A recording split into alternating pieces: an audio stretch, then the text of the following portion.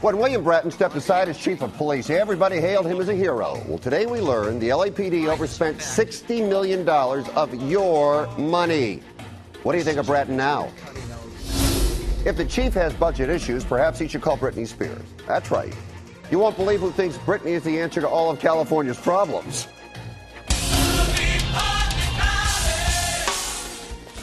And there's no faking the funk with our filter forecast. The weather will never be the same.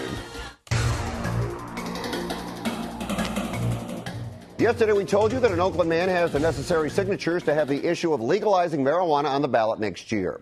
Today, a new poll indicated 53% of Americans are in favor. They're also thinking about this in Washington state. Now, the former police chief in Seattle thinks this is a great idea.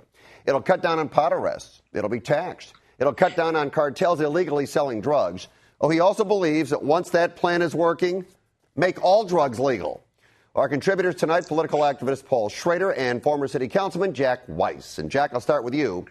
Is the Seattle police chief onto something, or is he out of his mind? Well, I think he's probably out of his mind. But look, the state of California is out of its mind. The way we've been doing business in California is we pass these ballot measures, and they're just one bad idea after another. If people think pot should be legalized, we have a legislature.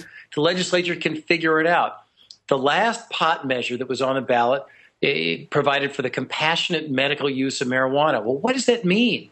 There were no details provided. That's why we have all these problems with local government trying to figure out where could the pot shots be, who would regulate them, who would visit them, how would money be spent.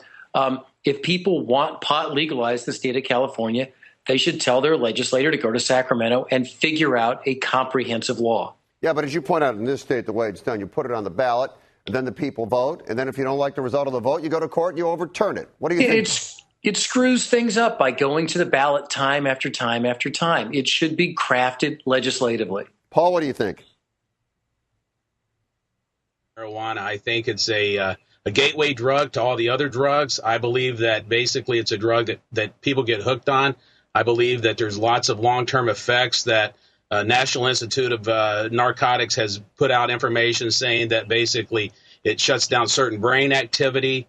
It's one of these things that people talk about no smoking. Well, basically, marijuana has 100 times more carcinogens than cigarettes. So where's these no smoking people at whenever they're talking about marijuana? Marijuana is bad. I think it'd be a bad choice. I think that we will have more people using it once we do make it legal, and we're going to have more people that's going to be trying to get off of it. The state's going to be burdened to try to find out how to take care of these people, what we're going to have to do. It's going to be a mess, and I just totally believe it's the wrong way to go, and I'm totally against it. I've seen too many people that are hooked on marijuana. People say you don't get hooked on marijuana.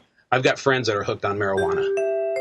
Well, this is something that will be on the ballot next year. Now, you are the principal of a school, and you find out one of your students is bullying another student. If it happens at school, you, as the principal, could order a suspension. What if they do it online? You can't do anything. A student at Beverly Vista School posted a YouTube video about another student. To say the least, it was in poor taste and embarrassing.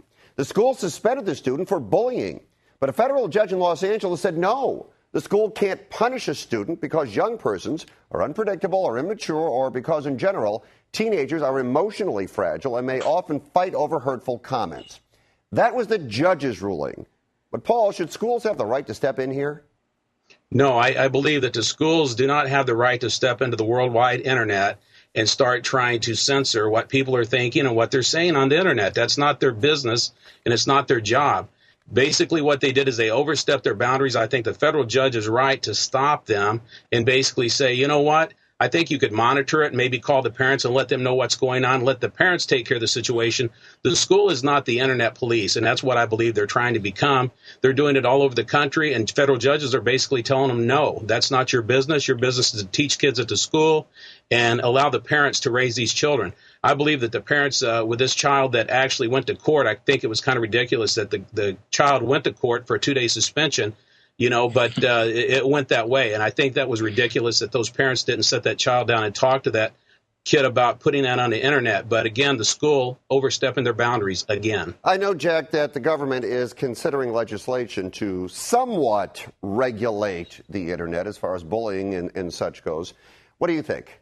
Well, you can't regulate this stuff because it's the First Amendment, and the worst thing government can do in the First Amendment arena is regulate. Paul is right that the parents were idiotic to sue. He's wrong when he says the schools have no place here. The schools have a tremendous place here. The internet is this great unwashed turf. Kids goof around in it. They definitely hurt each other. They hurt feelings.